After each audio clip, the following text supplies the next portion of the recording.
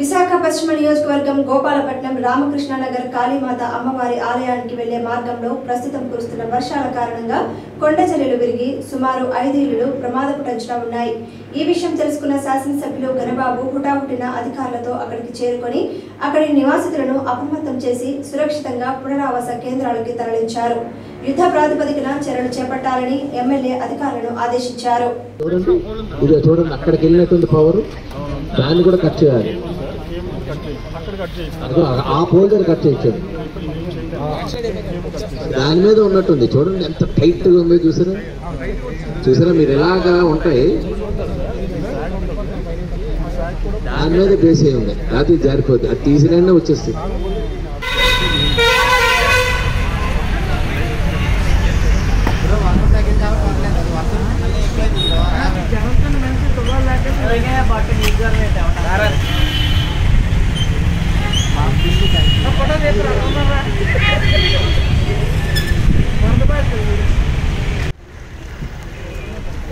చూడడానికి మెట్లే కనబడుతుంది.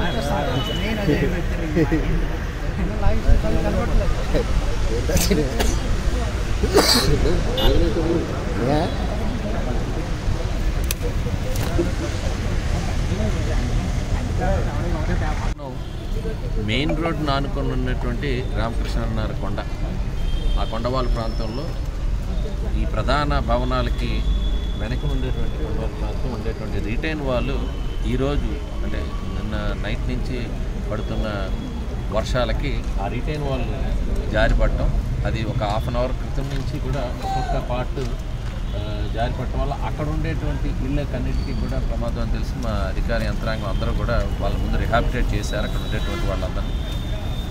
ప్రస్తుతానికి వాళ్ళందరూ సురక్షిత ప్రాంతాలకు తరలించడం జరిగింది. ఎలక్ట్రికల్ కనెక్షన్స్ కూడా కట్ చేయడం జరిగింది.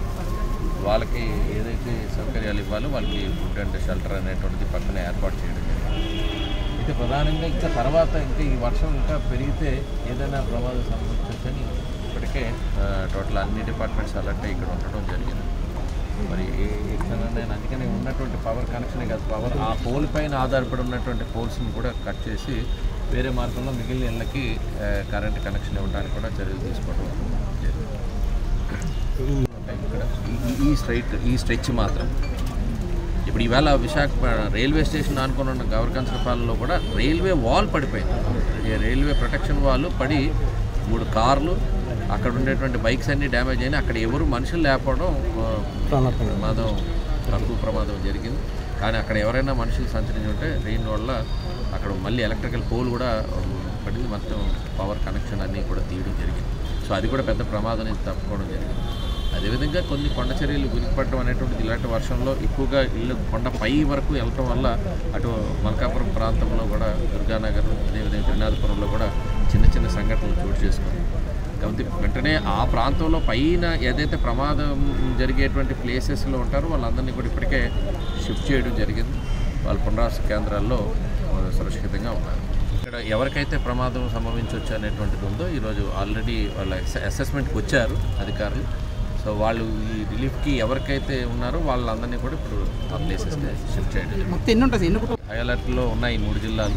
ఇప్పటికే జిల్లా యంత్రాంగాన్ని కూడా ముఖ్యమంత్రి గారు ఇవాళ మార్నింగ్ కూడా అటు విజయవాడతో సరౌండింగ్స్లో పాటు మొత్తం రాష్ట్రం అంతా ఈరోజు వర్షాల కారణంగా జరిగేటువంటి అన్నింటినీ కూడా ఆయన అక్కడి నుంచి కూడా రివ్యూ చేస్తున్నారు. అయితే మన నియోజకవర్గం ముఖ్యంగా పశ్చిమ నియోజకవర్గంలో కొండవాళ్ళ ప్రాంతాలు ఎక్కువ ఉన్నాయి. ఈ కొండలను ఆశ్రయించుకున్నటువంటి ఇళ్ళ నిర్మాణం జరిగిన తర్వాత అక్కడ ఉండే మౌలిక సదుపాయాలు భాగంగా ఉండేటువంటి రిటైన్ వాల్స్ అనేటువంటివి కన్స్ట్రక్ట్ చేయబడి వాళ్ళు ప్రొటెక్ట్ చేసేటంత వరకు ఆ రక్షణ గోడలు ఉన్నంత వరకు ప్రాబ్లం లేదు. రక్షణ గోడలు లేని ఇళ్ళకి కొద్ది ప్రమాదం ఉంటుంది. కాబట్టి ప్రజలందరూ కూడా కొన్ని ఎవరికి వారు స్వచ్ఛందంగా వాళ్ళు ఏదైతే యంత్రాంగం పునరావాస కేంద్రాలకి ఎక్కడైతే ప్రమాదకర పరిస్థితుల్లో వాళ్ళందరికీ కూడా తరలించడానికి ఆల్రెడీ ఆదేశాలు ఉన్నాయి. వాటికి అందరూ కూడా సహకరించమని మీ ద్వారా కోరుతున్నాను.